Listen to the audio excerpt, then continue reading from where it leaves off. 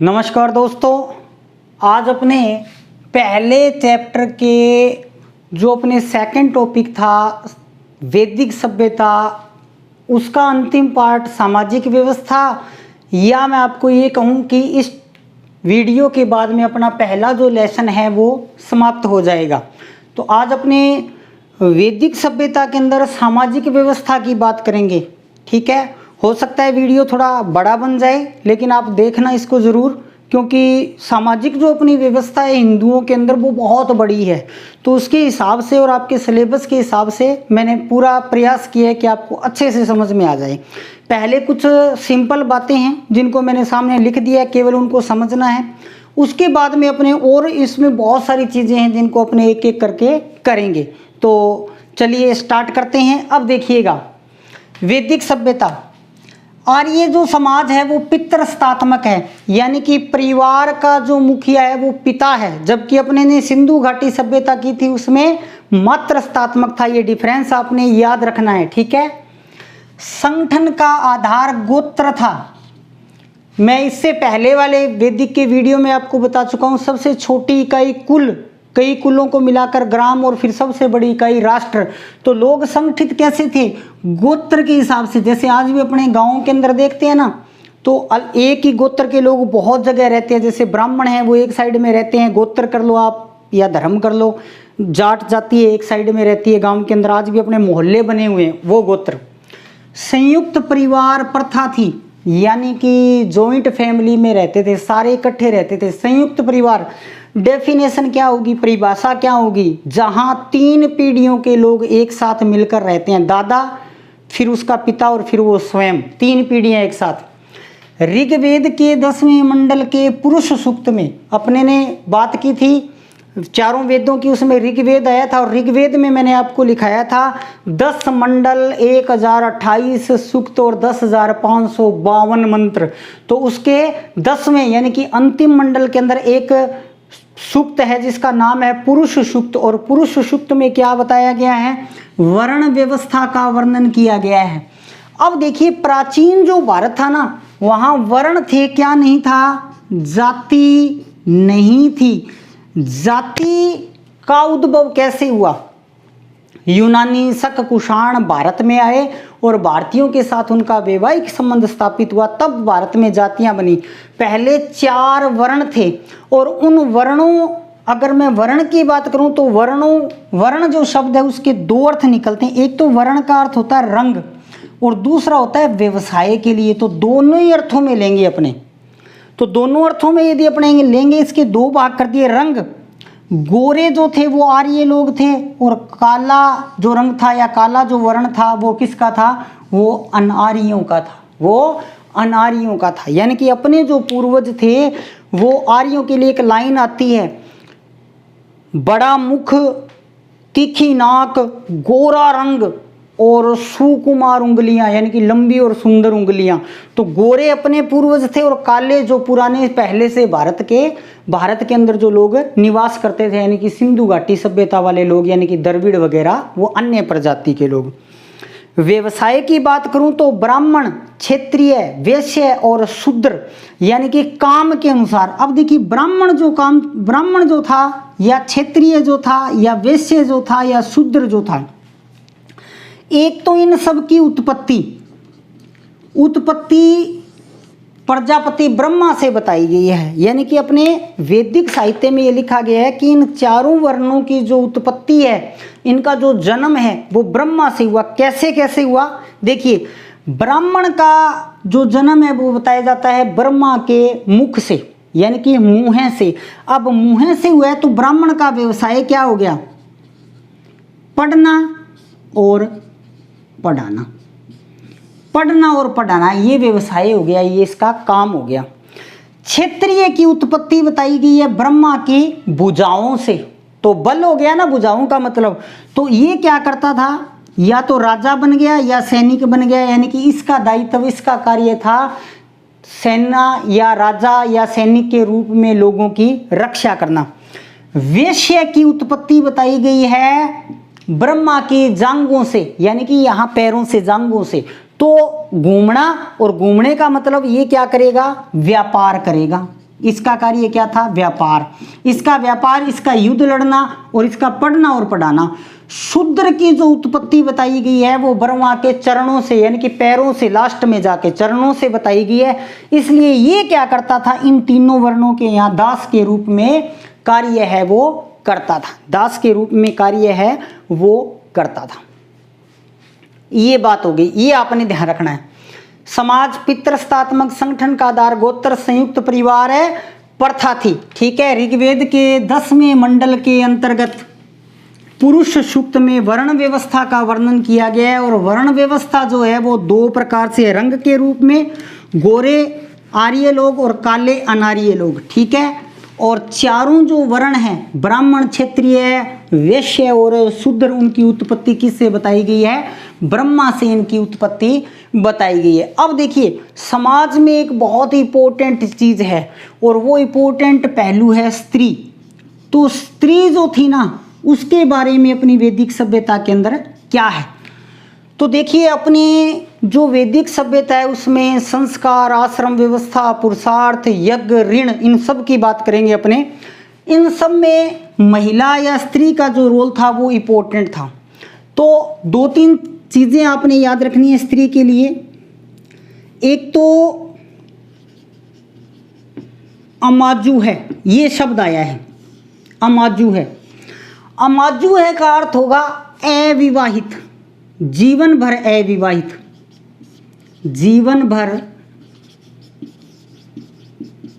अविवाहित रहने वाली स्त्री, जो पूरे जीवन भर विवाह न करे वो अमाजू है। दूसरी बात, यज्ञ में भाग लेती थी, यज्ञ में भाग लेती थी। कोई भी यज्ञ होगा उसमें स्त्री का होना अति आवश्यक था। शिक्षा का अधिकार था, शिक्षा का अधिकार था, यानी कि स्त्री का उपनयन संस्कार होता था। अभी बात करूंगा मैं कुछ ही देर के अंदर, ये ध्यान रखना है। अब इसके अलावा और क्या था? तीन तो ये इंपॉर्टेंट बात होगी। अमाजू है आजीवन अविवाहित रहने वाली, यज्ञ में भाग लेना, उस भाग लेती थी और आवश्यक भी था। जो महत्वपूर्ण यज्ञ होते थे उन सब में स्त्री का होना बहुत ही जरूरी था। जैसे भगवान राम ने अश्वमेध यज्ञ किया था तो सीता जी उस समय वहां नहीं थी, उन्होंने उनको त्याग रखा था। तो क्या किया गया? माता सीता की सोने की मूर्ति बनाई गई थी और वो उनके साथ रखी गई थी। शिक्षा का अधिकार था। अब देखिए, आपने एक इम्पोर्टेंट, चौथी और सबसे इम्पोर्टेंट जो बात है यहाँ पर महिलाओं के लिए वो याद रखनी है, वो आपने ये याद रखनी है कि जो कुप्रथाएं थी ना, वो भारत के अंदर बाह्य जो आक्रमण थे, मुस्लिम या अरबों के जो आक्रमण थे उनकी देन थी। उससे पहले भारत में कोई भी कुप्रथा नहीं थी। तो क्या नहीं था? देखिए क्या चीजें नहीं थी। एक तो सती प्रथा नहीं थी, सती प्रथा प्लस पर्दा प्रथा यानी कि घूंघट निकालना, प्लस बाल विवाह है, बाल विवाह है। ये तीनों की तीनों चीजें अपनी वैदिक संस्कृति में नहीं थी। इस चीज को ध्यान में रखना है, ये अपने संस्कृति में नहीं थी। ये सारी की सारी बाह्य आक्रमण की देन है। सती प्रथा का अपना को पहला उदाहरण गुप्त काल में मिलता है। पर्दा प्रथा और बाल विवाह है, ये जब मुसलमानों के आक्रमण भारत में होने प्रारंभ हुए उस समय ये प्रथाएं अपने समाज के अंदर प्रचलित हुई। राजनीति में भागीदारी नहीं थी, लेकिन इसके अलावा क्या था? ये नहीं थी, ये याद रखना है। पूर्ण रूप से युवावस्था में विवाह होता था। स्वयंवर प्रथा थी, यानी कि अपना वर स्वयं चुन सकती थी। इस प्रकार की प्रथाएं थी वो प्रचलन में थी। इसके अलावा गार्गी, लोपामुद्रा, अघोषा, ये सारी विदुषी महिलाएं थी, ये सारी विदुषी महिलाएं थी, ब्रह्मज्ञानी महिलाएं थी। इनका जिक्र भी आपकी किताब के अंदर आया है। ये आपने ध्यान रखना है स्त्रियों के बारे में। अब अपने आगे बढ़ेंगे। ये जो आपको 7, 8, 10 लाइनें बताई हैं इनको आपने याद रखना है। अब अपना जो मुख्य है कार्य है वो यहाँ से स्टार्ट होता है। अब आपने ध्यान रखना है, अब पूर्ण रूप से आपने ध्यान रखना है। अब सबसे पहले मैं बात करूंगा यहाँ पे संस्कार की, जो आपके सामने लिखा हुआ है। आपका टाइम बचे इसलिए मैंने पहले से इसको लिख दिया। अब देखिए, एक तो आपने ये ध्यान रखना है संस्कारों की संख्या कितनी है, 16 है। यानी कि मुख्य रूप से जो संस्कारों की संख्या है वो 16 ही है, और 16 ही आज भी अपने क्या मानते हैं, संस्कार 16 ही मानते हैं। लेकिन मनुस्मृति और वृह ग्रह सूत्र के अंदर कितने संस्कार बताए गए हैं, 13। ये आपकी किताब में दिए हुए हैं, इनको याद रखना है आपने ये आंकड़ा। गौतम ग्रह सूत्र यानी कि गौतम न्याय के जन्मदाता थे, उसके अंदर संस्कारों की संख्या कितनी बताई गई है, 40 है, वो बताई गई है। ठीक है, तो संस्कारों की संख्या है कितनी, 16। वर्तमान में भी अपने 16 मानते हैं। मनुस्मृति और वृह सूत्र में 13, गौतम या न्याय के अंदर, क्योंकि गौतम का ही कौन सा ग्रंथ है, न्याय, जिसको ग्रह सूत्र, गौतम का ग्रह सूत्र या न्याय कह देते हैं, उसमें 40 बताएगी। अब एक इंपॉर्टेंट बात आप ये भी ध्यान रखनी है आपने कि जो संस्कार है ना, संस्कारों में क्या होता है, जाति के हिसाब से थोड़ा थोड़ा अंतर आ जाता है, या वर्तमान में अपने क्या कर रहे हैं उससे मतलब नहीं है, जो मूल में है वो क्या है। अब मैं एक एक संस्कार की बात करूंगा। देखिए, ये 3 तो आपने बहुत ही इंपॉर्टेंट है, याद रखने, पहला, दूसरा और तीसरा। गर्भाधान, पुष्पवन और सीमांतोनयन, ये क्यों याद रखने हैं, क्योंकि यहाँ पे एक बहुत ही अच्छा प्रश्न बनता है। प्रश्न क्या बनता है और बहुत ही इंपॉर्टेंट बनता है। ये हिस्ट्री के नेट सेलेक्ट के पेपर में हर बार प्रश्न आता है, हर बार प्रश्न आता है कि निम्न में से कौन सा संस्कार गर्भावस्था में या जन्म से पूर्व नहीं होता। अब देखिए 3 होते हैं यहाँ पे, तो इसका मतलब जो चौथा ऑप्शन होगा वो नहीं होता। या +2 की बात करूं तो आपसे वो ऐसे सीधा पूछ सकता है भी जन्म से पहले कौन कौन से संस्कार होते हैं, नाम बताएं। तो आपने ये 3 नाम बताने होंगे, गर्भाधान, पुष्पवन और सीमांतोनयन। ये जन्म से पहले या आप कह सकते हो गर्भावस्था में, यानी कि जब बच्चा अपनी माता के गर्भ में है उस समय ये 3 संस्कार होते हैं। गर्भाधान का अर्थ है भी शिशु को बीज के रूप में गर्भ में स्थापित कर देना या प्रतिष्ठित कर देना। पुष्पवन जो संस्कार है ना, पुष्पवन संस्कार है वो 3रे और 4थे महीने किया जाता है। किसके लिए, पुत्र रत्न की प्राप्ति के लिए। और सीमांतोनयन है, ये गर्भाधान के 4थे या 5वें महीने में किया जाता है, जच्चा और बच्चा यानी कि गर्भ की रक्षा के लिए। तो ये 3 संस्कार आपने इंपॉर्टेंट ध्यान रखने हैं, जन्म से पहले होते हैं। अब देखिए, संस्कार अलग चीज हैं और रीति रिवाज अलग चीज है, ध्यान रखना। तो जो अपने रिवाज चलते हैं उसमें रीति रिवाज भी साथ मिले हुए हैं, लेकिन संस्कार अलग हैं। ये पेट ऐसे ही होंगे तो साथ में अपने रीति रिवाजों का भी पालन करते हैं, वो अलग चीज है। ठीक है, तो गर्भाधान, पुष्पवन और सीमांतोनयन जन्म से पहले कह लो या आप क्या कह लो, गर्भावस्था में। अब देखो, जात कर्म, जात कर्म का अर्थ होता है जिसको अपने लोकल लैंग्वेज में कह देते हैं घूंटी देना। यानी कि जब बच्चे का जन्म हो गया तो कोई वृद्ध व्यक्ति जो होता है, परिवार का बूढ़ा बुजुर्ग जो होता है, वो उसको सहत चटाता है, जिसको अपने घूंटी देना कहते हैं। वो क्या होता है, जात कर्म। नामकरण, तो नामकरण का मतलब बच्चे का कोई नाम निकाल देना। निष्कर्मण, पुराने समय में क्या होता था, जो जिस माता बहन को बच्चा हुआ है उसको 12 या 13 दिन के बाद में उस कमरे से बाहर निकालते थे और सूर्य दर्शन करवाते थे। निष्कर्मण यानी कि बाहर निकालना, निष्कर्मण यानी कि बाहर निकालना। अन्नप्राशन, 6 माह की आयु जब शिशु की हो जाती थी, जिस बच्चे का जन्म हुआ है उसकी 6 माह की आयु हो गई तो उसको कठोर अन्न पहली बार दिया जाता था। ठीक है, चूरमो चूर के देता भी, सीधी सी बात है। आजकल तो टाइम हुई सेरा ले खिलान लाग जे है, लेकिन पहले 6 महीना की आयु में क्या करता, चूरमो चूर के देता। चूड़ाक्रम या मुंडन संस्कार, चूड़ाक्रम या मुंडन संस्कार जिसको अपने जड़ुल्ला उतरवाना कह देते हैं। ठीक है, विद्या आरंभ यानी कि पढ़ाई स्टार्ट करना, ये लगभग 5 वर्ष की आयु में होता था। और ओम और स्वास्तिक बनाना सिखाया जाता था मुख्य रूप से। ओम और स्वास्तिक बनाना है वो मुख्य रूप से सिखाया जाता था। तो ये 3 तो गर्भावस्था में, और ये जो मैंने लिखे हैं 4, 5, 6, 7, 8 और 9। ये इसलिए लिखे हैं कि जब बच्चा बिल्कुल छोटा है नाम निकालेंगे, सॉरी गुंटी देंगे, बच्चा छोटा है नाम निकालेंगे, जच्चा बच्चा को बाहर निकालेंगे 6 माह की आयु में अन्न, और फिर उसका मुंडन संस्कार, और फिर वो पढ़ाई स्टार्ट कर देता था। 9 तक क्लियर हो गए। अब देखो नंबर 10, कर्ण भेद, कान बींदना।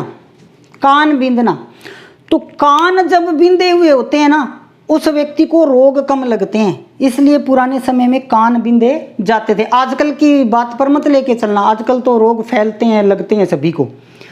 उपनयन संस्कार मोस्ट इंपोर्टेंट संस्कार है। उपनयन संस्कार मोस्ट इंपोर्टेंट संस्कार है। उपनयन संस्कार का मतलब ये होता था कि अब बच्चा जो है वो शिक्षा प्राप्ति के लिए तैयार है, और जिस बच्चे का उपनयन संस्कार हो जाता था बालक द्विज कहलाता था। द्विज, अब देखो मैं यहां क्लियर कर देता हूं।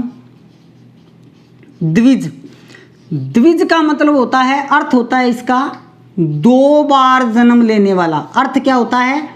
2 बार जन्म लेने वाला।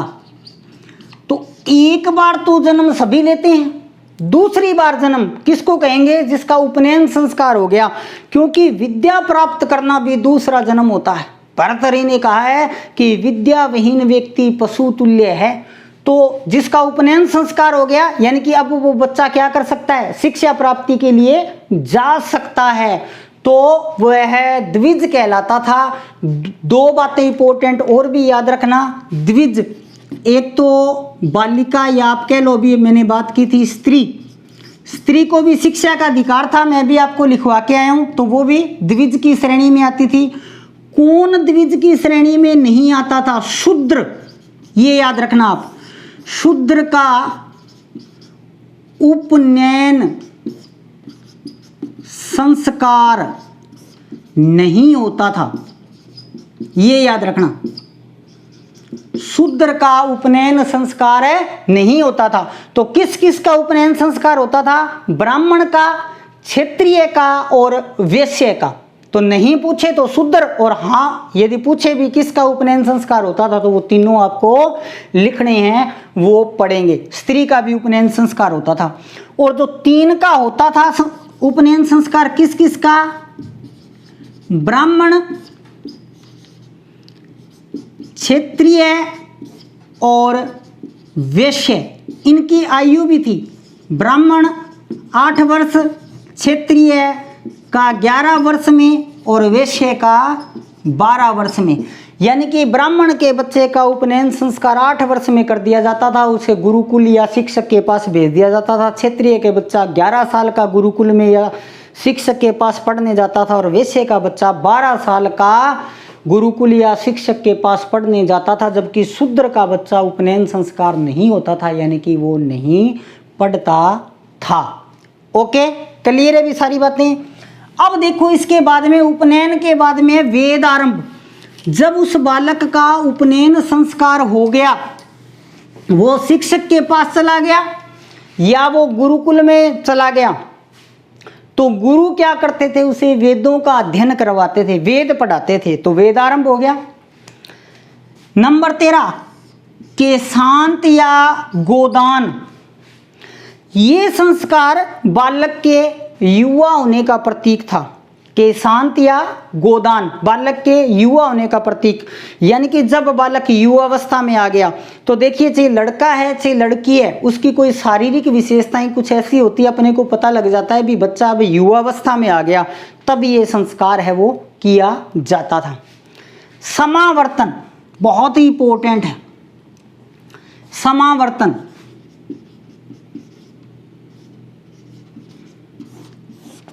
समावर्तन जो संस्कार है ना वो बहुत इंपॉर्टेंट है, क्योंकि ये संस्कार गुरु करता था। भी याद रखना है, ये संस्कार कौन करता था? गुरु करता था। बच्चा गुरु के पास पढ़ता है, गुरु के पास पढ़ने के बाद में जब उसकी 23-24 साल की आयु के अंदर उसकी शिक्षा पूर्ण हो गई, वो 8-10 साल का गया है, जाने के बाद में शिक्षा पूरी होगी। शिक्षा जब पूरी होने के बाद में गुरुकुल में क्या होता था, जिन जिन बालकों की शिक्षा पूरी हो गई उनको सामने बिठा लिया जाता था। जितने उनके गुरुजन होते थे वो सारे के सारे उनसे प्रश्न करते थे मौखिक। यदि जिस बच्चे ने सारे जवाब दे दिए उसको वो आचार्य की डिग्री दे देते थे, एक प्रकार से डिग्री होगी भी कंप्लीट। और यहाँ पर बालक क्या करता था, गुरु को गुरु दक्षिणा देता था, गुरु को गुरु दक्षिणा देता था। जिस प्रकार से द्रोणाचार्य ने एकलव्य से अंगूठा मांग लिया, या द्रोणाचार्य ने अर्जुन या दुर्योधन उनको कहा कि मेरा जो मित्र है पांचाल नरेश उसको बंदी बना के मेरे सामने लेके आओ, तो ऐसी कोई भी गुरु दक्षिणा है वो गुरु मांग सकता था। इसके बाद में विवाह है। विवाह संस्कार यानी कि बच्चा जब पढ़ के आ गया, वे डिग्री पूरी होगी, अब क्या करना है, अब ब्याह कर दो, ठीक है। और अंत्येष्टि संस्कार, जीवन जीने के बाद में अंतिम संस्कार हो जिसको अपने कहते हैं, यानी कि व्यक्ति के मरने के बाद में उसको जला देना या उसका दाह संस्कार कर देना अंतिम संस्कार कहलाता है, अंतिम संस्कार कहलाता है। अब देखिए संस्कार 16, उसके बाद में अपनी जो वैदिक सभ्यता है उसमें सबसे इंपॉर्टेंट जो चीज थी वो थी आश्रम व्यवस्था। और आश्रम व्यवस्था की अपने बात करेंगे। आश्रम व्यवस्था, आश्रम व्यवस्था में देखिए बहुत सारी चीजें आएंगी।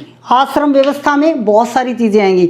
जैसे एक तो आश्रम व्यवस्था है, उसका पहला उल्लेख अपने को कहाँ मिलता है, तो पहला जो उल्लेख है वो छांदोग्य उपनिषद में मिलता है, ठीक है, छांदोग्य उपनिषद में मिलता है। चारों आश्रमों की जो जानकारी है वो अपने को कहाँ मिलती है, जबाकोपनिषद में। जबाकोपनिषद में कितने आश्रमों की जानकारी, 4 आश्रमों की, 4 आश्रमों की जानकारी। आश्रमों की संख्या कितनी है, 4 है, और चारों की जानकारी कहाँ मिलती है, जबाकोपनिषद में जानकारी मिलती है। जिस प्रकार से वैदिक धर्म का लक्ष्य था मोक्ष की प्राप्ति, उसका अर्थ भी यही था, इसका अर्थ भी, आश्रम व्यवस्था का अर्थ भी यही था कि क्या करे व्यक्ति, चारों आश्रमों का अच्छी तरह से पालन करके और मोक्ष की प्राप्ति करे। क्योंकि यहाँ पर क्या था, मनुष्य के जीवन को 100 वर्षों का माना गया था, और 100 वर्षों का मानकर उसके अलग अलग पार्ट बना दिए गए थे। तो इन 4 जो आश्रम है, इन 25-25 साल के इन चारों ही आश्रमों की अपने एक एक करके बात करेंगे। और आपने ये भी ध्यान रखना है कि उपनयन संस्कार की तरह शूद्र इस व्यवस्था से भी बाहर थे, शूद्र आश्रम व्यवस्था में भी नहीं आएंगे। तो आश्रमों की संख्या कितनी भी, सबसे पहले आश्रमों की संख्या 4। और अपने पहले आश्रम की बात करते हैं, ब्रह्मचार्य। ब्रह्मचार्य 0 से 25 वर्ष, 0 से 25 वर्ष यानी कि जीवन के प्रारंभिक पहले 25 साल। इन 25 सालों में देखिए, ब्रह्म का मतलब, ये 2 शब्द हैं ऐसे, ब्रह्म और चार्य, पूरा शब्द ब्रह्मचार्य, 2 शब्द है। ब्रह्म का मतलब होता है महान, और चार्य का मतलब होता है अनुसरण। अनुसरण यानी कि महान बड़ी बड़ी जो धार्मिक रूप से सही बातें हैं उनका क्या करना है, आपने अनुसरण करना है। कौन से, पहले 25 सालों के अंदर। जब पहले 25 सालों में आप महान बातों का अनुसरण करोगे तो आगे का जितना जीवन है उसमें वो आपके साथ अपने आप ही जुड़ जाएंगी, अपने आप ही जुड़ जाएंगी। तो ये तो इसका अर्थ है। अब क्या होता था, उपनयन संस्कार से इस आश्रम में प्रवेश होता था, यानी कि बच्चा जब पढ़ने जाएगा तो जो गुरुकुल में गुरु है या शिक्षक है वो क्या करता था, बच्चे को भावी जीवन की सारी शिक्षाएं देता था। भी आपने गृहस्थ जीवन में क्या करना है, आपने वानप्रस्थान में क्या करना है, आपने संन्यास में क्या करना है, आपका कौन सी स्थिति में क्या धर्म होगा, क्या आपका कर्तव्य होगा, कहाँ पे आपने किस प्रकार से पालन करना है। गुरु यहाँ पर उसको पूर्ण रूप से क्या देता था, सभी प्रकार की जानकारी है वो देता था। तो ब्रह्मचार्य पहले 25 वर्ष और उसमें वो गुरु से भावी जीवन की सभी प्रकार की तैयारियां हैं वो कर लेता था। अब सबसे इंपॉर्टेंट गृहस्थ आश्रम, गृहस्थ आश्रम, गृहस्थ आश्रम जो था वो 26 से लेकर 50 वर्ष तक था। 26 से 50 वर्ष तक। अब देखिएगा बेटा, बहुत ही इंपॉर्टेंट है गृहस्थ आश्रम। जो अपने अभी 16 संस्कार पढ़ के आई, 16 संस्कार में से मैंने आपको एक संस्कार बताया था, समावर्तन। समावर्तन जो संस्कार है वो कौन करता है, वो गुरुकुल में होता है, यानी कि गुरु करता है। इसके अलावा कितने संस्कार बच गए, 15 संस्कार बच गए। वो 15 के 15 जो संस्कार हैं वो सारे के सारे संस्कार है ना वो इसी गृहस्थ आश्रम में होंगे, ठीक है। इसके अलावा 5 यज्ञ हैं, 3 ऋण हैं, 5 यज्ञ हैं और 3 ऋण हैं। वो भी कहाँ होते हैं, वो भी व्यक्ति को गृहस्थ आश्रम में पूरे करने होते हैं। अभी अपने इन सब की बात करेंगे, ठीक है। बहुत इंपॉर्टेंट, यानी कि विवाह के बाद प्रारंभ होता है। पहली बात तो ये याद रखनी है, जैसे ही व्यक्ति का विवाह हो गया, विवाह के बाद में किसकी शुरुआत हो जाती है, गृहस्थ आश्रम की शुरुआत है वो हो जाती है। अब देखिए एक शब्द आएगा त्रिवर्ग। अब सारी चीजें इंपॉर्टेंट चलेंगी, याद रखना। त्रिवर्ग के अंदर क्या है, धर्म, अर्थ और काम। धर्म, अर्थ व काम। धर्म, अर्थ और काम ये त्रिवर्ग में है।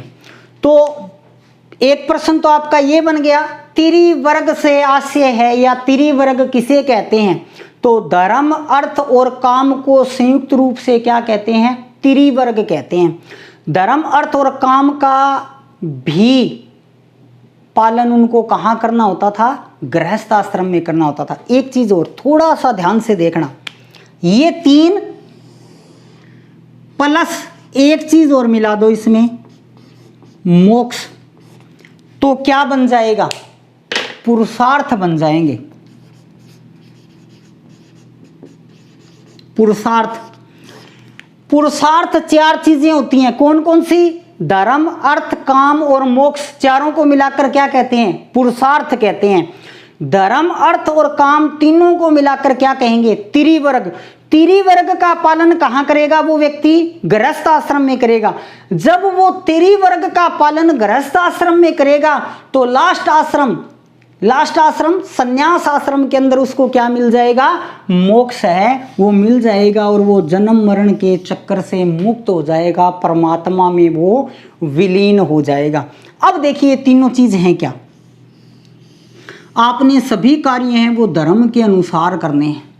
आपका जहाँ जो कर्तव्य बन रहा है, आपका जहाँ जो धर्म बन रहा है, पिता हो, बहन, भाई, माता, समाज, संस्था, किसी के प्रति आपका क्या धर्म बन रहा है, उस धर्म से ही आप कार्य करोगे।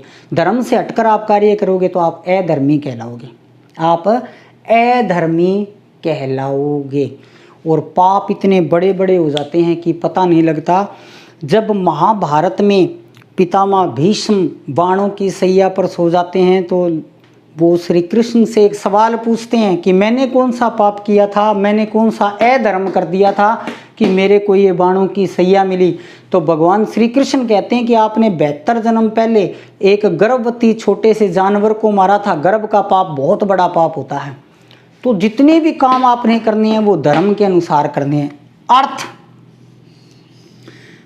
का मतलब होता है धन कमाना, परिवार चलाना है तो परिवार चलाने के लिए पैसे चाहिए, धन चाहिए, वो कमाओ आप। तो अपनी वैदिक संस्कृति में ये कहा गया है कि पुरुष धन कमाए और स्त्री घर की देखभाल करे। लेकिन ये भी कहा गया है कि यदि पुरुष की कमाए हुए धन से घर नहीं चलता है तो स्त्री भी धन कमाए। काम, काम के दो अर्थ होते हैं भी। एक तो काम का अर्थ होता है यौन इच्छाओं की पूर्ति करना, और दूसरा काम का अर्थ होता है सभी इच्छाओं की पूर्ति करना। लेकिन सभी इच्छाएं कौन सी? जो धर्म के अनुसार हो। अधर्म वाली कोई इच्छा नहीं भी मैं उसको मारकर उसका धन ले लूं। इच्छा तो ये भी होती है धनवान बनने की, मैं किसी और को मारकर उसका धन ले लूं। लेकिन वो किसी को मारोगे तो क्या हो जाओगे? धर्म के अनुसार काम नहीं हुआ ना, क्या हो गया? अधर्म के अनुसार काम हो गया, अधर्म के अनुसार काम हो गया। तो धर्म के अनुसार कार्य करना, धन कमा के अपना परिवार चलाना और अपनी इच्छाओं की पूर्ति करना। लेकिन जो धर्म संगत इच्छाएं हों उन्हीं की पूर्ति की जाए। ठीक है, तो एक चीज तो ये याद रखनी है आपने, इसी गृहस्थाश्रम में त्रिवर्ग और पुरुषार्थ, त्रिवर्ग और पुरुषार्थ। तो त्रिवर्ग तो कहाँ होता है? त्रिवर्ग तो गृहस्थाश्रम में होता है, और उसका पालन करोगे तो फिर लास्ट में जाकर क्या मिल जाएगा? मोक्ष मिल जाएगा। अब देखिए 5 यज्ञ होते हैं भी, 5 यज्ञ का पालन व्यक्ति इसी आश्रम में करता है, इसी आश्रम में करता है। यानी कि जो 5 यज्ञ बताए गए हैं उनका पालन भी यही होता है। कौन कौन से हैं वो 5 यज्ञ? देव यज्ञ,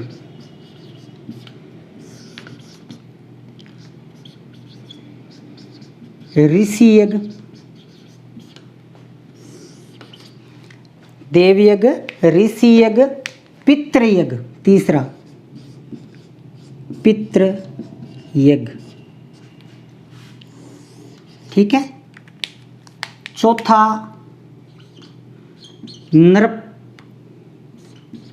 यज्ञ, और 5वां है जी भूत यज्ञ।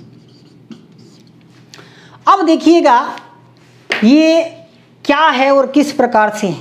यहां मैं एक चीज लिख देता हूं, दोनों चीजें मैं आपको साथ क्लियर कर दूंगा, थोड़ा सा ध्यान देना।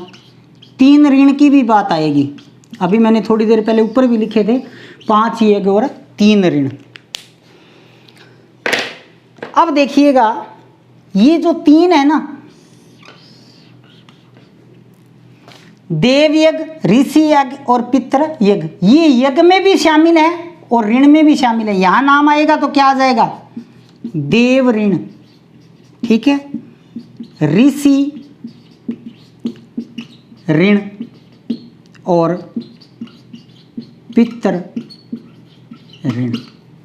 पहले यज्ञ समझ लीजिए फिर ऋण समझ लीजिए। देखिए देव यज्ञ, अग्नि के माध्यम से देवताओं का आभार व्यक्त करना। पृथ्वी स्थानिक देवता कौन था? अग्नि था। अग्नि के माध्यम से देवताओं का आभार व्यक्त करना कि आपने जो दिया है वो बहुत अच्छा दिया है। अपने लोकल लैंग्वेज में कई बार बुजुर्ग एक कहावत बोल देते हैं कि परमात्मा जो करता है वो बहुत कुछ करता है और अपने से नीचे वालों को देखकर जीना चाहिए। वो यही चीज़ है कि आपने जो दिया है हमारे को, दोनों समय का भोजन मिलता है, सारा कुछ उपलब्ध है, बहुत अच्छी बात है। देवताओं का आभार व्यक्त करना। ऋषि यज्ञ के अंदर क्या होता है? ऋषि मुनियों ने जो अपने उच्च आदर्श बताए हैं भी, समाज में बड़ों का सम्मान, माता पिता की सेवा करना, इसलिए अपने को क्या करना चाहिए? ऋषियों का सम्मान करना चाहिए। पितृ यज्ञ, पूर्वजों को अन्न देना और माता पिता की सेवा करना। पितृ यज्ञ, पूर्वजों को अन्न देना, जिसमें अपने विशेष रूप से क्या करते हैं? श्राद्ध करते हैं, विशेष रूप से श्राद्ध पक्ष, और अब स्टार्ट होने वाला है श्राद्ध पक्ष। साथ ही साथ एक चीज और है, पितृ यज्ञ यानी कि माता पिता की सेवा करना। नरप जो यज्ञ होता है उसके अंदर क्या होता है? अतिथि, जो मेहमान आ गया उसको ईश्वर के स्वरूप समझना और पूरी दुनिया के कल्याण के लिए आप यज्ञ करते हुए। भूत यज्ञ, जो कीड़े मकोड़े हैं, जीव जंतु हैं वो अपना भोजन जैसे अपने डालते हैं ना भोजन, कईयों को मछलियों को डाल दिया, कीड़ियों को डाल दिया, तो जीव जंतु कुत्ता बिल्ली कुछ भी है उसको भोजन डालना, क्योंकि वो भोजन बना नहीं सकते हैं। तो देवयज्ञ देवताओं का आभार व्यक्त करना, ऋषि यज्ञ ऋषियों का आभार व्यक्त करना, पितृयज्ञ पूर्वजों को खाना देना, तर्पण करना यानी कि, और माता पिता की सेवा करना, अतिथि की सेवा करना, और जानवर जंतु जो भी हैं छोटे उनको खाना वगैरह खिलाना। अब ये जो 3 है ना, ये यज्ञ तो 5 हैं, लेकिन ये तीनों क्या हैं, ऋण भी हैं। देव ऋण क्या हो जाएगा, देवता का इस बात के लिए ऋणी रहना या उसका आभार व्यक्त करना कि आपने जो दिया है बहुत कुछ दिया है। ऋषियों का आभार व्यक्त करना, उस ऋण से आप मुक्त हो जाओगे अगर इस प्रकार से आप आभार व्यक्त करोगे। लेकिन इस तीसरे में आते ही फर्क आ गया, यहां अंतर आ जाएगा। क्या अंतर आ जाएगा, यहां अपने ने क्या किया, यज्ञ के अंदर तो क्या होगा, पितृयज्ञ पूर्वजों को अन्न देना और माता पिता की सेवा करना, लेकिन पितृ ऋण में क्या होगा, संतान उत्पन्न करना। आप पितृ ऋण से तभी मुक्त हो पाओगे जब आपने संतान उत्पन्न की है। क्यों, क्योंकि इस सृष्टि को चलाने के लिए आगे से आगे संतान होनी चाहिए। आपको किसी ने जन्म दिया है तो आप भी किसी को जन्म देकर इस सृष्टि को शाश्वत आगे बढ़ाएं। ये आप इस ऋण से तभी मुक्त होंगे जब आपने किसी संतान को जन्म दिया है, यानी कि माता पिता मिलकर किसी बच्चे को जन्म दे। तो ये 5 यज्ञ हैं, आपने नाम ध्यान रखने हैं, और ये 3 क्या हैं, इसी में 3 ऋण भी आ जाते हैं, लेकिन थोड़ा सा क्या हो जाता है, अर्थ है वो अलग है वो हो जाता है, अर्थ है वो अलग है वो हो जाता है। तो 16 संस्कार, 16 संस्कारों के बाद में 5 यज्ञ और 3 क्या हैं, ऋण है। 3 क्या हैं, ऋण है, इनका ध्यान रखना। फिर अपना जो तीसरा आश्रम है वो आपका होगा संन्यास आश्रम। संन्यास आश्रम 51 से 75 वर्ष की आयु तक।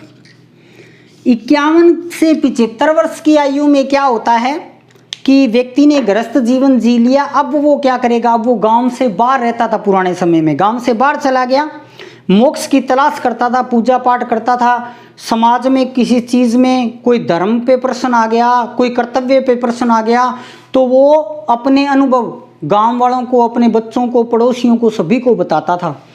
तो संन्यास यानी कि एक प्रकार से वो अलग हो जाता था, ठीक है, गांव से बाहर रहने लग गया और अपने अनुभव वगैरह की जानकारी, खेती में क्या समस्या आई, समाज में क्या समस्या आई, उसके बारे में बताता था। लास्ट, ओ सॉरी, ये नंबर 4 बता दिया मैंने आपको, ये नंबर 3 आएगा, सॉरी भी, वानप्रस्थान, ये नंबर 3 है और ये नंबर 4 है। थोड़ा सा दोबारा बता देता हूं, कोई बात नहीं है। वानप्रस्थान 51 से 75 वर्ष, इसमें वो बातें होती थी। गांव से बाहर रहना यानी कि वन में प्रस्थान कर जाना, गांव से बाहर रहना, अपने अनुभव बताना। संन्यास आश्रम ये 75 से ऊपर होता था। 75 से व्यक्ति जितने समय तक जिएगा, 75 से व्यक्ति जितने समय तक जिएगा तब तक वो अकेला रहता था। संन्यास में चला गया यानी कि कहीं दूर चला गया जहाँ पे कोई नहीं है, कोई नहीं है, अकेला रहता था, अकेला रहकर साधना करता था। और यदि उसने गृहस्थ आश्रम में सारे काम सही किए हैं, त्रिवर्ग का पालन किया है, सारे यज्ञ किए हैं, सारे ऋणों का पालन किया है, तो यहाँ पे उसको क्या मिल जाता था, मोक्ष है वो मिल जाता था। यहाँ पे उसको मोक्ष की प्राप्ति है वो होती थी। तो ये आपके बेटा 4 आश्रम है, ध्यान रखना। ब्रह्मचारी है नंबर 2 पे, गृहस्थ, और गृहस्थ में सारी चीज़ें याद रखनी है। गृहस्थ के अंदर सभी प्रकार के संस्कार आएंगे, 5 यज्ञ आएंगे, 3 ऋण आएंगे, उनका पालन करना, गृहस्थ आश्रम में प्रवेश विवाह से, ब्रह्मचार्य में प्रवेश उपनयन संस्कार से। फिर नंबर 3 पे वानप्रस्थान 51 से 75, वो बाहर चला गया, गांव से बाहर रहने लगा, लोगों को अपने अनुभव देने लगा। फिर जब वो 75 साल का हो गया, 76 से मान लो 76 से ऊपर वो जितना जिएगा उतना वो कहाँ रहेगा, पहाड़ों में या एकांत जगह पे रहेगा और किसकी प्राप्ति करने का प्रयास करेगा, मोक्ष की प्राप्ति करने का वो क्या करेगा, प्रयास है वो करेगा। ठीक है। इसके अलावा यदि मैं बात करूं तो वैदिक काल के अंदर विवाह बताए गए थे। तो आपने ध्यान रखना है, विवाह जो है वो 8 प्रकार के थे। विवाह 8 प्रकार, 8 प्रकार, 8 प्रकार के विवाह थे। जैसे पहला ब्रह्म विवाह, दूसरा देव विवाह है, तीसरा प्रजापत विवाह है, प्रजापत भी कह देते हैं या प्रजापत्य भी कह देते हैं, और चौथा विवाह था आरस विवाह, आरस विवाह। ठीक है। नंबर 5 ये अलग लिखूंगा क्योंकि अलग है, आसुर विवाह है। नंबर 6 गंधर्व विवाह है। नंबर 7 राक्षस विवाह है। नंबर 8 पेशाच विवाह है, पेशाच विवाह। ये 8 प्रकार के विवाह थे। अब देखो मैंने अलग अलग क्यों लिखे हैं, अलग अलग इसलिए लिखे हैं, ये जो 4 है ना, ये तो उच्च कोटि के विवाह थे, उच्च कोटि के, यानी कि ये तो ऊंचे प्रकार के विवाह माने जाते थे। ये क्या थे, ये चारों निम्न कोटि के विवाह थे, निम्न कोटि के, यानी कि इस प्रकार के जो विवाह थे वो जनजातियों में या अपने कहें इनको समाज में निम्नतर माना जाता था। इस प्रकार के विवाहों को पूर्ण रूप से मान्यता नहीं थी। होता क्या था, जैसे ब्रह्म विवाह की बात करें तो सहजातीय यानी कि अपनी जाति के योग्य लड़के के साथ विवाह करना। देव विवाह की बात करें तो जो यज्ञ करने आता था ना ब्राह्मण, उसके साथ लड़की का विवाह कर देना। प्रजापत्य या प्रजापात्य विवाह है, ठीक है। उस विवाह में क्या होता था, ये विवाह सर्वोत्तम प्रकार का होता था। वर पक्ष वधू पक्ष से कन्या की मांग करता था, यानी कि ये लड़की हमारे को दो, इसमें विवाह करना है। वर्तमान में भी अपने इसी प्रकार का विवाह होता है। आर्स विवाह है, यज्ञ के लिए एक जोड़ी गाय और बैल लेकर फिर अपनी लड़की का विवाह करते थे। अपने मौर्य साम्राज्य पढ़ेंगे उसमें ध्यान रखना, जो मेगस्थनीज आया था उसने आर्स विवाह का उल्लेख किया है। ये चारों ही जो विवाह होते थे ये निम्न कोटि के यानी कि घटिया स्तर के समझे जाते थे। जैसे आसुर विवाह है, तो आसुर विवाह में क्या होता था, लड़की को खरीदा जाता था, आज भी होता है, लड़की को खरीदा जाता था। गंधर्व विवाह है, लव मैरिज जिसको अपने कहते हैं। राक्षस विवाह है, राक्षस विवाह क्या होता था कि लड़की का अपहरण किया जाता था और फिर उससे विवाह किया जाता था। जिस प्रकार से इसका एग्जाम्पल दूं मैं आपको, तो महाभारत के अंदर अर्जुन ने सुभद्रा कृष्ण जी की बहन का हरण करके विवाह किया था। और पेशाच विवाह सबसे निम्न कोटि का विवाह होता था। इस विवाह में क्या कर दिया जाता था, लड़की को धोखा दिया जाता था, और जब लड़की को धोखा दे दिया गया तो उसके बाद में विवाह करने के अलावा उसके पास और कोई चारा नहीं है, तो उसके साथ विवाह है वो किया जाता था। इसके अलावा ये अपनी सामाजिक व्यवस्था है वो पूर्ण हो गई। इसके अलावा आपके लेसन में थोड़ी सी आर्थिक व्यवस्था है। तो आर्थिक व्यवस्था में आपने बड़ी बड़ी बातें ध्यान रखनी है कि कृषि के ऊपर सारा कुछ निर्भर था, ग्रामीण सभ्यता थी। इसके अलावा हल है या जो कृषि क्रियाएं हैं, बुआई निराई गुड़ाई, उनका ऋग्वेद में उल्लेख हुआ है, ठीक है। या कृष्ट और अकृष्ट जमीन का उल्लेख हुआ है। कृष्ट कौन सी, उपजाऊ भूमि, अकृष्ट कौन सी, अनुपजाऊ भूमि। सबसे इंपॉर्टेंट बात आपने याद रखनी है कि जो भू राजस्व था वो 1/6 था। कर जो था ना, भू राजस्व था वो कितना था, 1/6 था, तो लोग कृषि कार्य करते थे, राजा को 1/6 भाग कर के रूप में देते थे। या शतपथ ब्राह्मण है, उसमें ऋग्वेद में कृषि की क्रियाओं का उल्लेख है। या नापतोल के लिए भी जैसे निशक था वो सोने का सिक्का था, या शतमान था वो चांदी का सिक्का था, या कुरनाल जो था वो बाट की इकाई थी। ये सारी कृषि क्रियाओं की बात है। एक लास्ट में आपके छोटी सी चीज़ और है, पहले ही लेसन के अंदर एक छोटी सी चीज़ और है, उसमें क्या दिया गया है, उसमें आर्यभट्ट, भास्कर आचार्य, इनके बारे में उल्लेख है। तो मैं आपको ये कहना चाहूँगा, वो जो चीज़ें हैं ना, चरक, धन्वंतरी और भास्कराचार्य और आर्यभट्ट, उन सब की बातें मैं पहले लेसन में नहीं करूँगा, वो सारे के सारे गुप्तकालीन हैं, तो उनकी मैं बात गुप्त काल में ही करूँगा आपकी। तो अपना पहला जो लेसन है वो समाप्त होता है। पहले 2 बेसिक के पार्ट हैं, फिर 3 सिंधु घाटी सभ्यता के, और उसके बाद में जो 3 पार्ट हैं वो आपके वैदिक सभ्यता के। अच्छे से अध्ययन करना। डिवाइडेशन मैंने आपको बताया हुआ है, शायद 10 नंबर का लेसन है, ध्यान से पढ़ना। जय हिंद, जय भारत।